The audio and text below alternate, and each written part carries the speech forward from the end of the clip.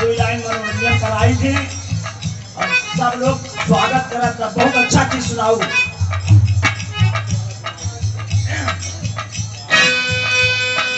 ये की गई दस्तान सज्जनों सुनो लगा कर का ये गौ भरा तमाशा जान बड़ा नुकसान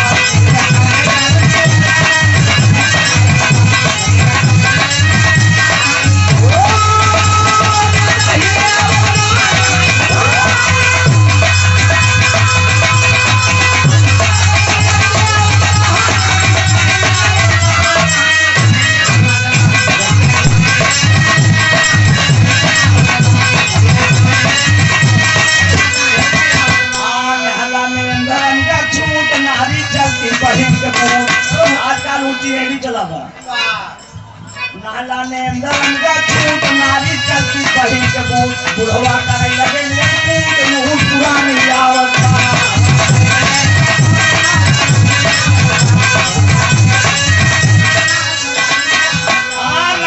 नाला का सौ दिशा में भाई नाला का सौ दिशा में भाई घर घर हो लगी ओ भाई के कहे कहाँ चला सो भवा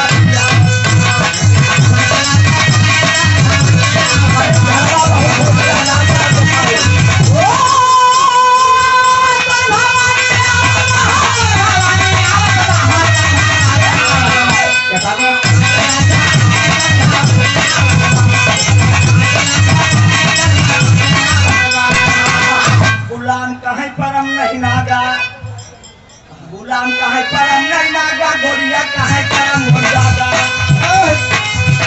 बोलैया पैरिया कागा के मेहमानी आवत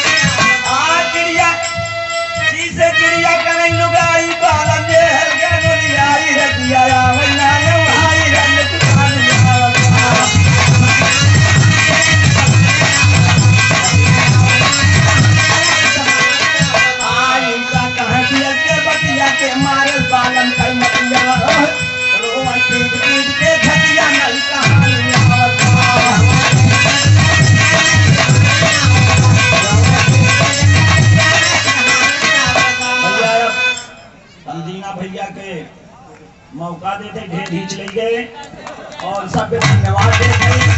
समाज भाई भाई की मदद करो और भाई अगर कमजोर है तो उसकी मदद करो, रिश्तेदार अगर कमजोर है तो उसकी मदद करो।